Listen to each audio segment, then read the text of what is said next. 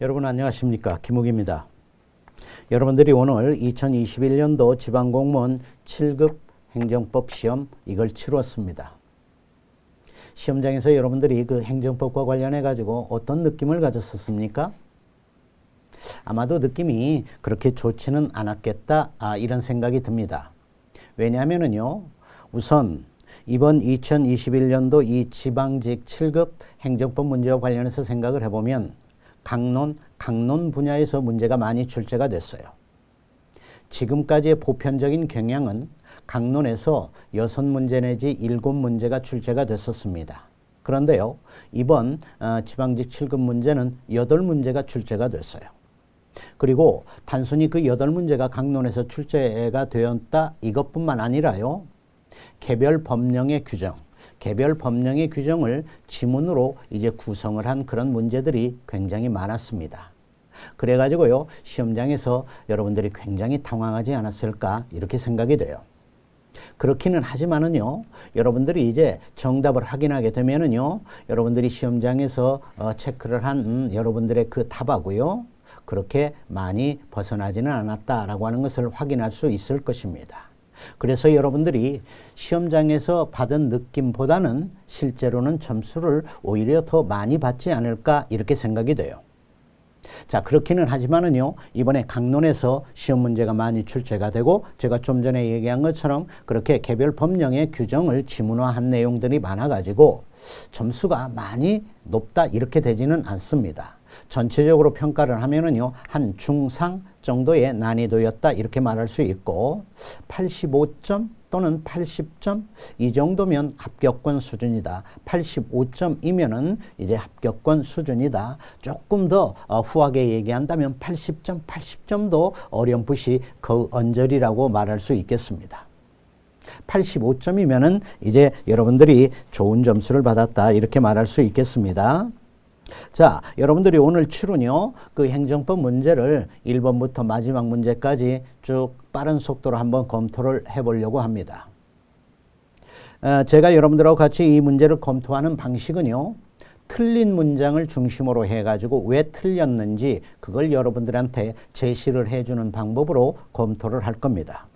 자, 검토를 하려고 하는 문제는요, 비책형입니다. 비책형이에요. 자, 비책형의 1번부터 보도록 합니다. 사인의 공법행위에 대한 설명으로 옳지 않은 것은 다툼이 있으면 판례를 따르라 그랬어요. 4번 문장으로 갑니다. 사인의 공법행위에 적용이 되는 일반 규정은 없으며 특별한 규정이 없는 한 민법상 비진의 의사표시의 무효에 관한 규정은 사인의 공법행위에 적용이 된다 그랬는데요, 이 문제를 틀린 학생은 없을 겁니다. 그죠? 그 4번 문장에서 사인의 공법행위에 적용이 되는 일반적인 규정은 없다. 이 부분은 맞다라고 봐야 되겠죠. 그러나 특별한 규정이 없는 한 민법상 비진의 의사표시의 무효에 관한 규정은 사인의 공법행위에 적용이 된다 그랬는데 이 부분이 틀렸어요. 우리 판례는 일관되게 비진의 표시의 무효에 관한 민법의 규정은 사인의 공법행위는 적용되지 않는다 이렇게 보지요. 그래서 맨 마지막 적용된다 이거를요, 적용되지 않는다 이렇게 해줘야 맞는 문장이 됩니다. 적용된다를 적용되지 않는다로 바꿔줘야 되고요. 자, 그 다음 2번입니다. 행정입법에 대한 설명으로 옳지 않은 것은 다툼이 있으면 판례를 따라 그랬어요. 2번 문장으로 갑시다. 법령의 위임이 없음에도 법령에 규정이 된 처분 요건에 해당하는 사항을 불용해서 변경하여 규정한 경우 그랬는데요. 자, 여기까지 밑줄을 한번 긋습니다. 법령의 위임이 없음에도 법령에 규정된 처분 요건에 해당하는 사항을 불용해서 변경하여 규정, 여기까지 밑줄을 그어놓습니다. 그 다음, 자, 이렇게 규정을 한 경우에 처분의 적법 여부는 그러한 불용에서 정한 요건을 기준으로 판단하여야 한다 그랬는데요. 자, 마지막 부분에 그 처분의 적법 여부는 이랬는데요. 자, 행정청이 어떤 처분을 발령을 했다라고 할 때 그 발령을 한 처분에 하자가 있냐 없냐, 다시 말해서 그 처분이 위법하냐 위법하지 않냐, 적법하냐 적법하지 않냐의 문제는 무엇에 의해서 판가름이 나게 되죠? 법규에 위반이 되냐 안 되냐 이 점에 의해서 판가름이 나게 되는 거예요. 그렇죠? 그래서 이제 법규입니다. 법규로서의 성질을 가지고 있는 규범, 법규로서의 성질을 가지고 있는 규범을 우리가 특히 행정입법 파트에서 법규성이 있다 이렇게 해가지고 많이 공부를 하잖아요. 그럴 때 그 법규성이 있는 규범에 어떤 행정작용, 행정처분을 포함해가지고 어떤 행정작용이 법규성이 있는 규범에 위반이 되더라. 그러면 그거는 위법한 것으로 됩니다. 그렇죠? 그 얘기는 어떤 규범이 있다 하더라도요. 그 규범에 법규성이 없더라. 법규성이 인정이 되지 않는 규범이더라 라고 할 것 같으면 그 규범은 행정처분과 같은 행정작용의 위법적법 여부를 가리는 기준이 되질 못하게 되는 겁니다. 그렇죠? 그래서요, 어떤 처분을 포함해 가지고 어떤 행정작용의 그 위법적법 여부를 가리는 기준은 법규인 거예요. 법규로서의 성질을 가지고 있는 규범, 법규여야 됩니다.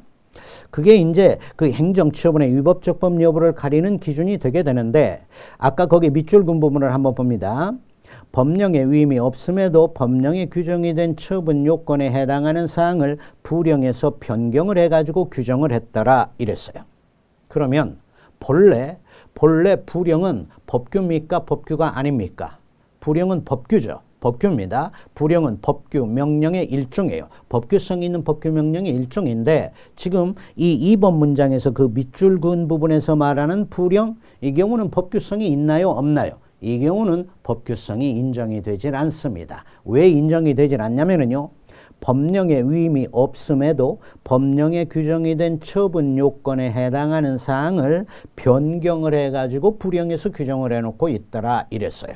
그렇기 때문에 이 경우는요. 이 경우의 부령은 법규성이 인정이 되질 않습니다.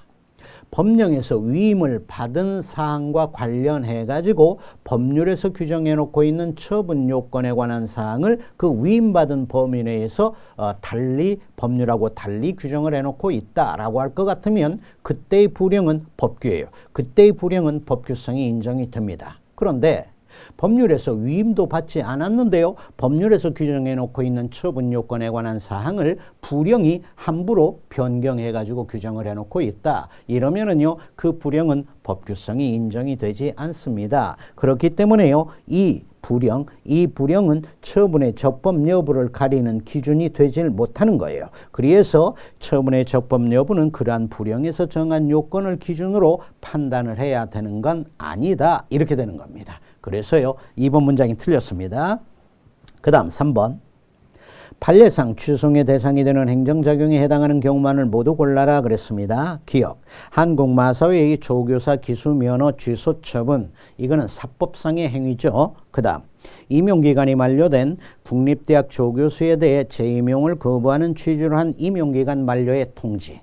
이거는 우리 판례가 과거에는 행정쟁송의 대상이 되는 처분이 아니다라고 보았다가 그 판례를 변경을 해가지고 이거는 이제 행정쟁송의 대상이 되는 처분이다라고 인정을 했습니다. 처분성 인정. 그 다음 디귿. 국가공무원법상 당연퇴직의 인사발령. 이거는 행정쟁송의 대상이 되는 처분성이 인정 안 되죠. 그 다음에 리을. 업면에 선행하는 확약인 우선순위 결정. 이에 대해서도 우리 판례가 처분성을 인정하지 않죠. 그 다음. 과세관청의 소득 처분에 따른 소득금액 변동 통지. 이에 대해서 우리 판례가 처분성을 인정을 합니다. 그래가지고요. 니은, 미음만 이제 취소의 대상이 되는 그 행정작용에 해당이 됩니다. 그래서 정답은 2번. 그 다음 4번입니다. 행정기관의 정보공개에 관한 법률상 정보공개에 대한 설명으로 옳지 않은 것은 다툼이 있음 판례를 따른다. 우리 3번으로 내려가겠어요. 3번입니다. 법원이 행정기관의 정보공개 거부 처분의 위법 여부를 심리한 결과 공개를 거부한 정보의 비공개 사유에 해당하는 부분과 그렇지 않은 부분이 혼합이 되어 있고 공개 청구의 취지에 어긋나지 않는 범위 안에서 두 부분을 분리할 수 있음을 인정할 수 있을 때에도 공개가 가능한 정보에 국한하여 정보공개 거부 처분의 일부 취소를 명할 수는 없다 그랬는데요. 이거는 이 3번 문장은 이 판례 내용에 관한 내용인데요. 이 판례를 모르고 있다라고 하더라도 이 3번 문장은 어딘가 국어적으로도 이상하지 않습니까? 지금 행정청이 정보공개 청구에 대해서 비공개 결정을 했는데요. 그 비공개 결정을 당한 자가 이제 소송을 제기한 겁니다. 그런데 그 공공기관이 비공개 결정을 한 정보가 공개가 가능한 정보 공개 대상인 정보하고 그 다음에 그게 아닌 비공개 대상 정보가 이렇게 혼합이 되어 있고 그 부분을 분리를 시킬 수 있다라고 그랬습니다. 그리고 이렇게 분리를 시켜가지고 설령 정보 공개를 한다라고 하더라도 정보 공개 청구권자의 정보 공개 청구의 목적을 일정 부분 달성할 수 있다. 지금 이렇게 앞에서 얘기를 했어요. 그죠? 다시 한번 볼까요? 법원이 행정기관의 정보공개 거부 처분의 위법 여부를 심리한 결과 공개를 거부한 정보에 비공개 사유에 해당하는 부분하고 그 다음에 그렇지 않은 부분이 혼합이 되어 있고 공개 청구의 취지에 어긋나지 않는 범위 안에서 두 부분을 분리할 수 있더라. 이렇게 이런 두 부분을 분리할 수 있다라고 하는 점을 인정을 했더라. 그럴 때는 정보 공개가 가능한 부분, 요 부분만에 대해서는 이제 판결로 취소를 해야 될 겁니다. 그러지 않겠습니까? 그래서요, 이런 때라 하더라도 공개가 가능한 정보에 국한하여 정보 공개 거부 처분의 일부 취소를 명할 수는 없다. 그런데 어불성설인 겁니다. 이런 경우라면 공개가 가능한 정보에 국한하여 정보 공개 거부 처분의 일부 취소 판결을 할 수 있게 되는 겁니다. 에듀윌 유료 회원만의 특별한 서비스.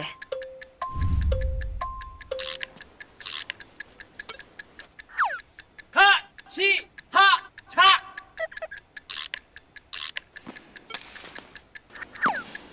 하치하차 정답! 같이 하자 친구야 에듀윌 유료 회원!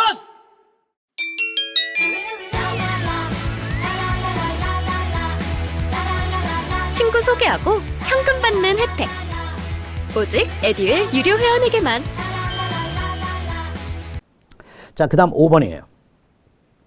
행정기본법상 처분에 대한 설명으로 옳은 것입니다. 옳은 것. 자, 옳은 것이니까요. 전부 다 1번부터 4번까지 문장을 검토하려고 합니다. 1번. 행정청은 적법한 처분의 경우 당사자의 신청이 있는 경우에만 철회가 가능하다. 그랬는데요. 자, 행정기본법의 규정에 관한 내용을 묻는 문제거든요. 그런데 만약 1번과 같은 문장이 행정기본법에 있다라고 할 것 같으면 우리가 지금까지 쭉 그 행정법과 관련돼서 공부한 내용을 다 뒤집어 엎어야 된다는 얘기가 되게 됩니다. 그렇죠? 철회, 행정행위의 철회라고 하는 것은 행정청이 기본적으로 직권으로 하는 것 아닙니까? 그렇죠? 그런데 신청이 있는 경우에만 철회가 가능하다? 이거는요, 어불성설이에요. 그리고 이런 식의 규정은 행정기본법에 있을 수가 없습니다. 만약 이런 규정이 행정기본법에 두어져 있다면 우리가 지금까지 공부하는 행정법의 내용을 앞에서 얘기한 것처럼 뒤집어 엎어야 된다는 얘기인 거예요. 어불성설이고요. 그 다음에 행정청은 처분의 재량이 있는 경우 법령이나 행정규칙이 정하는 바에 따라 완전히 자동화된 시스템으로 처분을 할 수 있다 그랬는데요. 재량이 인정이 되어 있는 경우에 만약 이렇게 완전히 자동화된 시스템으로 처분을 해버린다라고 할 것 같으면 행정기관에게 행정청에게 재량을 부여해 준 취지가 몰각이 되게 되는 거예요. 그래서요, 우리 행정기본법도 어떻게 규정을 두어놓고 있냐면은요, 그 행정청은 법률이 정하는 바에 따라 완전히 자동화된 시스템으로 처분을 할 수 있다. 그렇지만 재량이 인정이 되는 경우에는 그러하지 않다. 이런 식으로 규정을 해놓고 있는 것입니다. 그래서요, 2번도 어불성설이고요. 그 다음에 3번. 당사자의 신청에 따른 처분은 다른 법령에 특별한 규정이 있는 경우를 제외하고는 신청 당시의 법령 등에 따른다 그랬는데 이 경우 신청 당시의 법령이 아니라 처분 당시의 법령에 따르는 게 원칙이죠. 그래서요, 우리 행정기본법도 이런 경우 처분 당시의 법령에 따르는 게 원칙이다. 이렇게 규정을 두어놓고 있는 것입니다. 그래서 3번 문장도 틀렸죠. 그 다음에 4번 새로운 법령 등은 법령 등의 특별한 규정이 있는 경우를 제외하고는 그 법령 등의 효력 발생 전에 완성이 되거나 종결된 사실관계 또는 법률관계에 대해서는 적용이 되지 않는다 이랬죠. 그러면 이게 뭡니까? 이게 바로 우리가 행정기본법의 규정을 떠나가지고 이제 일반적으로 공부를 하는 내용이잖아요. 법의 진정 소급은 허용되지 않는다라고 하는 내용. 바로 그거죠. 그래서 이제 법의 진정소급은 허용이 안 됩니다. 바로 법의 진정소급은 허용이 되지 않는다라고 하는 그러한 취지의 규정이 4번 문장인데 이 4번 문장이 행정기본법에 있습니다. 그래서요, 행정기본법상 처분에 대한 설명으로 옳은 것은 이렇게 문제가 출제가 되었지만 행정기본법의 규정을 여러분들이 전혀 아예 보지를 않았다라고 하더라도 1번부터 4번까지 중에서 정답을 능히 고를 수가 있는 겁니다. 정답은 4번이고요. 그 다음에 6번. 행정계획에 대한 설명으로 옳지 않은 것 다툼이 있음 판례를 따른다. 1번. 도시관리계획 결정 고시와 그 도면에 특정 토지가 도시관리계획에 포함이 되지 않았음이 명백한데에도 도시관리계획을 집행하기 위한 후속계획이나 처분에서 그 토지가 도시관리계획에 포함이 된 것처럼 표시가 되어 있더라 이랬어요. 다시 한번 처음부터 도시관리계획 결정 고시와 그 도면에 특정 토지가 그 토지 동그라미 토지가 도시관리계획에 포함이 되어 있지 않았다라고 하는 것이 명백하다 동그라미. 자, 이러함에도 불구하고 도시관리계획을 집행하기 위한 후속계획이나 처분에서 그 토지가 도시관리계획에 포함이 된 것처럼 표시가 되어 있었다면 이것은 원칙적으로 취소 사유가 아니라 무효 사유라고 보아줘야 되겠죠. 왜냐하면 그 토지가 포함이 되지 않은 것이 명백함에도 불구하고 그 토지를 이제 포함을 시킨 것으로 이렇게 표시가 되어 있기 때문입니다. 그렇다면 이거는 무효 사유인 거예요. 취소 사유가 아닙니다. 틀렸고요. 그 다음 7번으로 넘어갑니다. 행정절차법상 행정절차에 대한 설명으로 옳지 않은 것 판례를 따른다. 2번. 행정예고기간은 예고 내용의 성격 등을 고려를 하여 정하되 특별한 사정이 없으면 40일 이상이 아니라 20일 이상이죠. 자, 그래서 2번 문장 틀렸고요. 그 다음에 8번. 행정쟁송에 대한 설명으로 옳지 않은 것은 다툼이 있음 판례를 따른다. 거기 4번 문장을 갑니다. 지방자치단체의장은 자치사무에 관한 시정명령이나 처분의 취소 또는 정지에 대해 이의가 있으면 그 시정명령, 취소 처분 또는 정지 처분을 통보받은 날로부터 15일 이내에 대법원에 소송을 제기할 수 있다 이랬는데요. 시정명령 이 부분이 빠져야 맞는 문장이 됩니다. 시정명령, 취소 처분 또는 정지 처분을 통보받은 날로부터 15일 이내 이렇게 되어 있는데요. 그 취소 처분 또는 정지 처분을 통보받은 날로부터 15일 이내에 대법원에 소를 제기할 수 있다. 이렇게 해야 맞는 문장이 되게 돼요. 자, 이 4번 문장과 관련해 가지고는 우리가 기본 이론 시간에 주의해 줘야 된다라고 하는 얘기를 여러분하고 같이 몇 번 확인을 한 바가 있습니다. 그 다음 9번.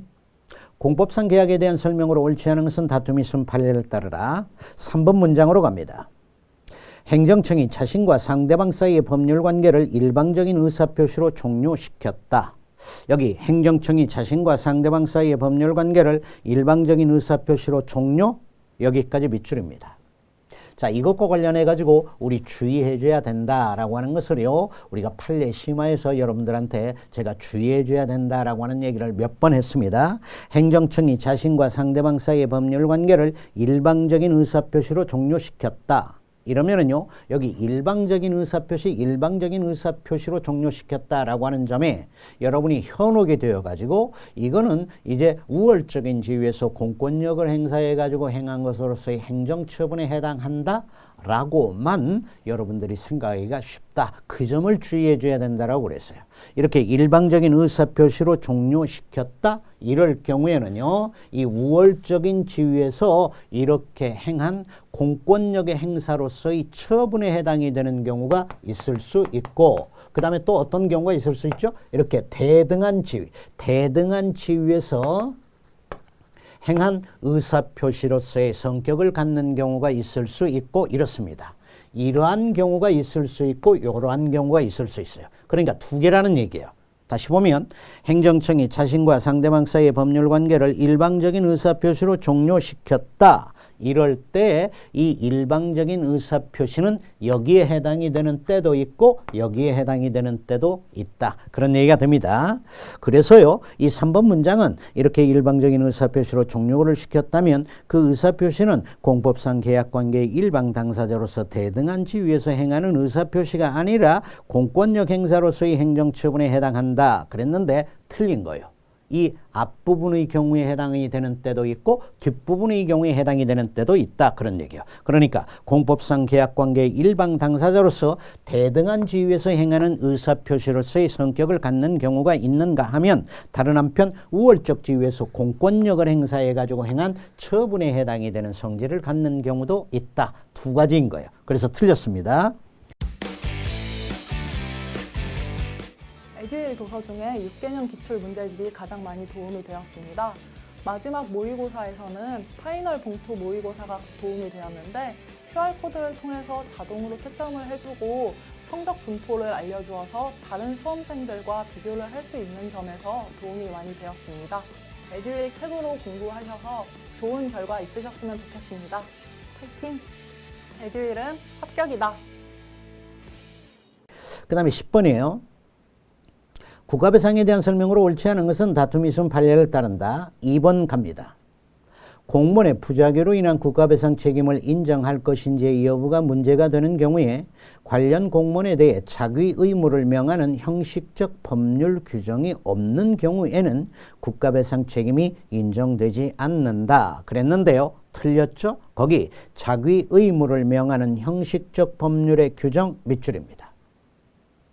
자, 부작위로 인한 국가배상 책임이 성립을 하려면 공무원에게 자기 의무가 인정이 돼야 될 겁니다. 그렇죠? 자기 의무가 인정이 되는데 그 자기 의무를 이행하지 아니하고 있는 부작위가 있었고 그 부작위 때문에 이제 손해가 발생을 했다. 이럴 때에 이제 국가배상 책임이 성립을 할 수 있게 되기 때문입니다. 하여튼 자기 의무가 있어야 되는데요. 그때 그 자기 의무는 법률의 명시적 규정에 의해서 공무원에게 부과가 되어 있을 수도 있고요. 그 다음에 명시적 규정은 아니고 법률의 규정의 해석에 의해서 인정이 될 수도 있고요. 또 때로는 조리에 의해서도 자기 의무가 인정이 될 수 있다. 이렇게 되게 되는 겁니다. 그래서요, 자기 의무를 명하는 형식적 법률의 규정이 없는 경우에는 국가배상 책임이 인정되지 않는다. 틀렸어요.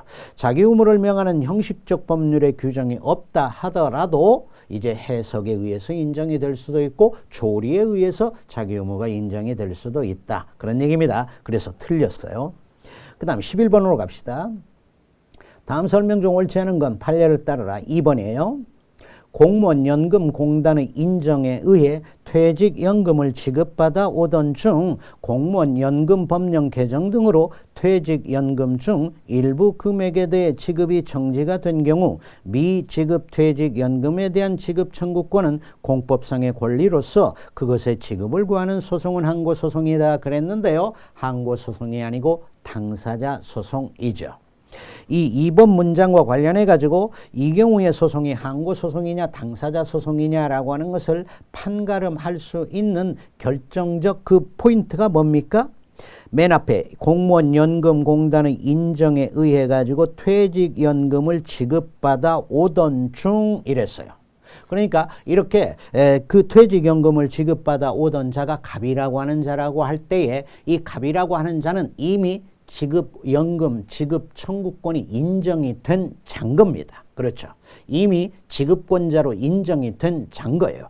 가령 공무원연금공단의 결정에 의해 가지고 이미 지급권자로 인정이 된, 수급권자로 인정이 된 거예요. 그죠? 그렇기 때문에 수급권자로 인정이 된 자이기 때문에요. 이렇게 지급받아 오던 중에 뭐 법이 개정이 되어 가지고 일부 금액에 대해서 지급이 정지되었다라고 할 때에 그 정지된 것에 지급을 구하는 소송을 제기하는 것은 이제 당사자 소송으로 제기하면 되는 겁니다. 그렇죠? 그러니까 이럴 때의 지급 정지는요, 항고소송의 대상이 되는 처분이 아닌 거야. 왜 아니죠? 좀 전에 얘기했다시피 이미 그 지급을 받을 수 있는 자로 수급권자로 인정이 된 자더라라고 하는 것이기 때문입니다. 자, 그 다음에 12번입니다. 경찰관 직무집행법에 대한 설명으로 옳지 않은 것은 판례를 따른다. 3번을 갑시다. 경찰관 직무집행법 6조 범죄의 예방과 제지입니다. 범죄의 예방과 제지상 범죄 행위가 목전에 행해지려고 하고 있다라고 인정이 될 때 관계인에게 행하는 경찰관의 경고나 제지는 범죄의 예방을 위해 범죄 행위에 관한 실행의 착수 전에 행하여질 수 없고 범죄 행위가 계속되는 중에 그 진압을 위해서만 행해질 수 있다. 이랬는데요. 이 3번 문장 국어적으로도 이상하잖아요. 그 경찰관 직무집행법 6조가요. 범죄의 예방과 제지에 관한 것입니다. 그러니까 범죄를 발생시키려고 하는 점이 명백하다. 그러면은 이 경찰관 직무집행법 6조에 의해 가지고 범죄 예방과 제지라고 하는 조치를 경찰관이 취할 수 있는 것으로 되는 거예요. 그런데 이 3번 문장이 지금 어떻게 되어 있습니까? 거기 네 번째 줄로 한번 가봅니다. 범죄 행위에 관한 실행의 착수 전에 행해질 수는 없고 범죄 행위가 계속되는 중에 그 진압을 위해서만 행해질 수 있다. 말이 안 되는 거예요. 거기 범죄 행위에 관한 실행의 착수 전 동그라미, 그 다음에 범죄 행위가 계속되는 중 동그라미. 이 두 가지 경우에 다 가능한 거예요. 그렇죠? 그 범죄 행위에 관한 실행의 착수 전에는 못한다. 그러면 그게 무슨 범죄 예방과 제지입니까? 이미 범죄가 발생하고 나야 이걸 할 수 있다는 것이라면 그건 말이 안 되는 거 아니에요. 그래서요, 범죄의 행위에 관한 실행은 착수 전에 행해질 수 있는 것은 당연히 가능하고 또 범죄 행위가 계속되는 중에도 당연히 행할 수 있다. 이렇게 됩니다. 그 다음에요, 13번을 가겠어요. 산업재해보상보험법에 대한 설명으로 옳지 않은 것 다툼이 있음 판례를 따라 그랬어요. 1번 유족급여의 지급 거부에 대해서는 고용노동부 장관을 피고로 하여 당사자 소송을 제기해야 한다 그랬는데요.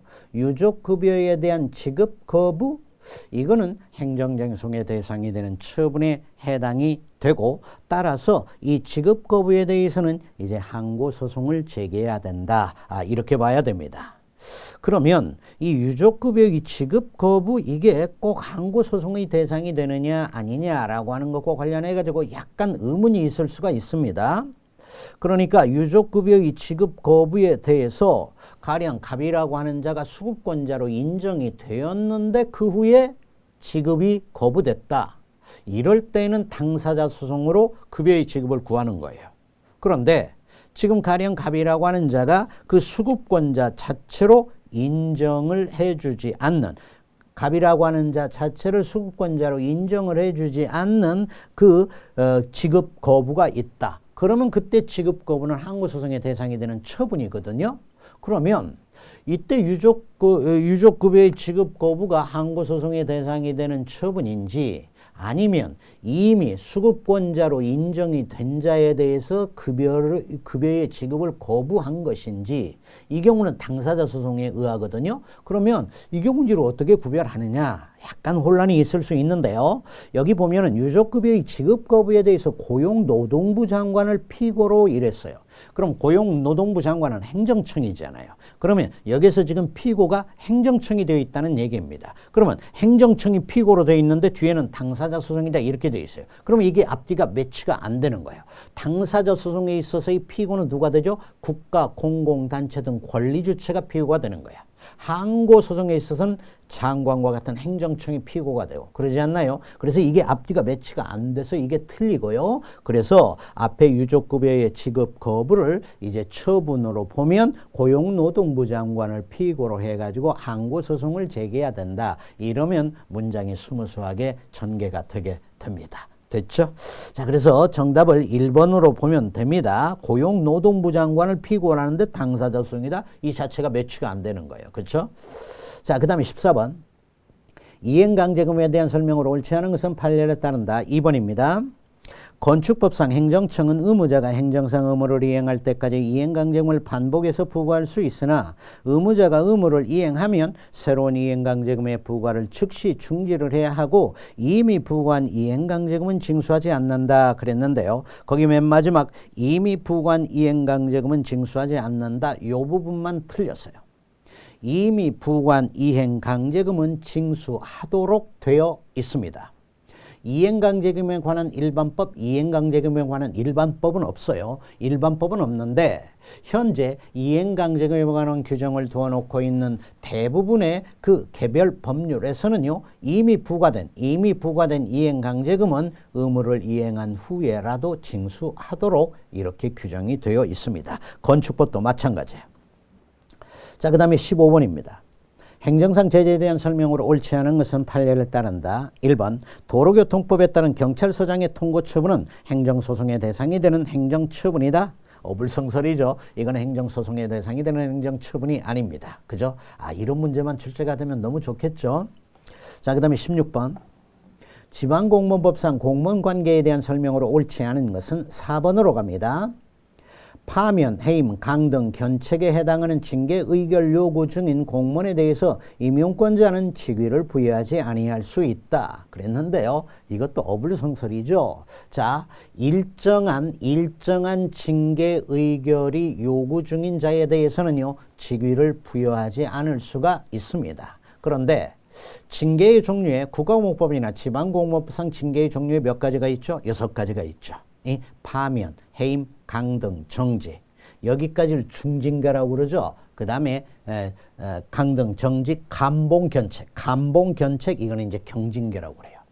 이렇게 이제 징계의 종류가 6가지가 있는데요. 그 징계의 종류 6가지 중에서 앞에 얘기한 그 4가지 중징계 있죠. 이 중징계의 의결이 요구 중인 자에 대해서만 직위를 부여하지 아니할 수 있습니다. 그러니까요. 여기 파면, 해임, 강등, 견책 이랬는데 견책을 정직으로 바꿔야 맞는 문장이 됩니다. 그 다음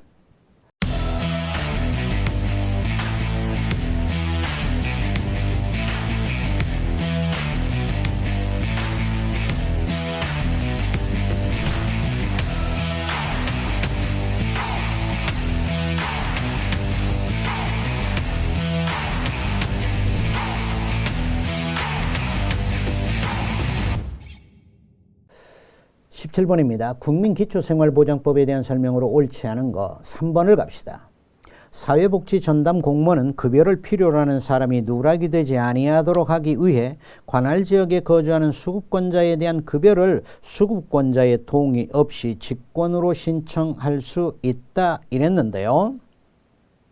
이 사회복지 전담 공무원이 그 수급자의 동의 안 받고 직권으로 신청을 할 수 있느냐? 그 수급, 사회복지급여 이거를 지급해달라라고 하는 신청, 그 신청을 해야 될 자가 갑이라고 할 때 그 갑의 동의도 안 받고 가령 갑을 위해 가지고 사회복지 전담 공무원이 직권으로 그 급여의 지급을 신청해 준다 이 말이에요. 요걸 할 수 있겠느냐? 우리 국민기초생활보장법은요, 기본적으로 신청주의를 채택하고 있어요. 신청주의입니다. 직권주의가 아니고 신청주의를 채택하고 있어요. 그렇기 때문에 신청을 해야 됩니다. 신청을 하도록 되어 있어요. 이렇게 직권으로 수급자의 동의도 안 받고 사회복지 전담 공무원이 신청한다? 이런 건 없습니다. 그 수급권자의 신청에 의해서 사회복지급여가 지급되도록 되어 있는 신청주의를 채택하고 있어요. 그런데 우리 이 국민기초생활보장법이 그렇게 이제 신청주의를 채택하고 있어서 직권주의가 아니고요. 신청주의를 채택하고 있어서 이와 관련해 가지고는 많은 좀 논란이 있고요. 그래서 이와 관련해 가지고는 개선이 필요하다라고 하는 주장이 사회 각계에서 발생을 하고 있습니다. 어떻습니까? 이런 사회복지제도를 제대로 몰라가지고 그 수급권자에 해당이 됨에도 불구하고 사회복지급여의 지급을 신청을 안 한다? 이런 사람들이 있을 수 있어요. 또 문맹자들도 있을 수 있고 그 다음에 또 어떻습니까? 아주 그 건강상태가 열악해가지고 건강상태가 안 좋아가지고 신청을 하는 행위를 못한다. 실제로 이런 상황도 있을 수가 있기 때문입니다. 하여튼 정답은 3번이고요. 그 다음에 18번. 환경, 영향평가 제도 등에 대한 설명으로 옳은 것만을 모두 고른다면 이랬는데요. 아마 여러분들이 시험장에서 정답을 고르기가 가장 어려운 문제가 바로 28번 문제가 아니었나 이리 생각이 됩니다. 거기 기억을 봅시다. 기억. 재난 및 안전관리기본법 37조에 따른 응급조치를 위한 사업은 환경영향평가법상의 환경영향평가 대상에서 제외가 된다 그랬는데요. 자, 이런 사업은 환경영향평가 대상에서 제외가 되는지 이런 거 잘 모를 수 있죠. 그런데 이 환경영향평가법에서요, 이 사업은 환경영향평가 대상에서 제외가 되도록 규정을 해놓고 있습니다. 그 다음에요, 니은 문장 가봅시다. 인구 50만 이상의 시의 경우에는 그 지역을 관할하는 도가 환경영향평가의 실시에 관한 조례를 정한 경우에도 해당 시의 조례로 정하는 바에 따라 환경영향평가를 실시할 수 있다 그랬는데요. 이게 아니라요, 그 도가 환경영향평가의 실시에 관한 조례를 정하고 있지 않는 경우에만, 이때에만 해당 시의 조례로 정하는 바에 따라 환경영향평가를 실시할 수 있다, 요리 돼 있어요. 그렇기 때문에 틀렸습니다. 그 다음에요, 디귿 문장은 우리가 이 문장이 맞는 문장이냐 틀린 문장이냐 이런 거 도저히 알 수가 없어요. 저도 잘 모릅니다. 디귿 문장을 잘 봐봐요. 환경영향평가법을 위반하여 징역 이상의 실형을 선고받고 그 형의 집행이 끝나거나 집행을 받지 아니하기로 확정이 된 날로부터 2년이 지나지 아니한 사람은 환경영향평가업에 등록을 할 수 없다 그랬는데요. 이렇게 무슨 징역 이상의 실형을 선고받고 2년이 지나지 않았다, 이런 개별 사항까지를 우리가 어떻게 공부를 합니까? 그죠? 그래서 이것까지는 우리가 잘 알 수는 없어요. 그런데 이 디귿 문장은 실제로 우리 환경영향평가법에 이런 규정이 있습니다. 그래서 맞는 문장이에요. 그 다음에 리을 문장. 환경영향평가 대상 지역 밖에 거주하는 주민은 헌법상의 환경권이나 환경정책기본법에 근거하여 공유수면 매립면허 처분과 농지개량사업 시행인가 처분에 무효 확인을 구할 원고적 격이 있다 그랬는데, 이건 우리가 대단히 자주 학습을 하는 판례죠. 이거는 틀렸죠. 원고적 격 인정 안 됩니다. 그래서 이제 리을이 틀렸고요. 그 다음에 니은이 틀렸습니다. 기억하고 디귿이 옳은 문장이 돼요. 정답은 2번이 되겠습니다. 그 다음 19번. 국가재정법에 대한 설명으로 옳지 않은 것은, 이 19번 문제도 여러분들이 시험장에서 정답을 고르기가 대단히 어려웠을 겁니다. 1번, 공무원의 보수 인상을 위한 인건비 충당을 위해서는 예비비의 사용 목적을 지정할 수 있다 그랬는데요. 거기 보수 인상을 위한 인건비 충당을 위해서는 예비비의 사용 목적을 지정할 수 없도록 되어 있습니다. 지정할 수 있다가 아니라 지정할 수 없다, 요렇게 국가재정법에 규정이 되어 있어요. 틀린 내용입니다. 정답은 1번이고요. 그 다음에 20번. 지방자치에 대한 설명으로 옳은 것 1번 봅니다. 도교육감이 도를 대표하여 도지사가 대표하는 도를 상대로 제기한 소유권 확인의 소송입니다. 여기까지만 봐봐요. 이거 이상한 소송이지 않습니까? 도교육감, 그 다음에 도지사. 도교육감도 도라고 하는 지방자치단체의 하나의 기관이고, 그 다음에 도지사도 도라고 하는 지방자치단체의 하나의 기관이잖아요. 그렇죠? 그런데 도교육감이 도를 대표해가지고 도지사가 대표하는 도를 상대로 소송을 제기했더라, 소유권 확인의 소를 제기했더라 이랬어요. 그러면 이거 무슨 소송입니까? 자기가 자기를 대상으로 해가지고 소송을 제기한 게 되는 거예요. 도가 도를 대상으로 해가지고 소송을 제기한 것이다, 이렇게 되는 거예요. A도가 A도를 대상으로, A도 교육감이 A도를 대표하는데 그 A도 교육감이 A도지사가 대표하는 A도를 피고를 해가지고 소송을 제기한다, 이런 얘기인 거예요.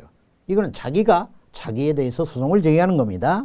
자, 이런 소송은 자기가 자기를 상대로 제기한 것으로서 권리보호에 이익이 없어 부적법하다. 맞는 내용이죠. 그 다음. 지방의회 의원이 지방자치단체의 장이 조례안으로서 제안한 행정기구를 종류 및 업무가 다른 행정기구로 전환을 하는 수정안을 발의를 한 경우 지방의회는 그 수정안을 의결 및 재의결할 수 있다 그랬는데요. 이러한 수정안은 지방의회가 의결, 재결할 수 없습니다.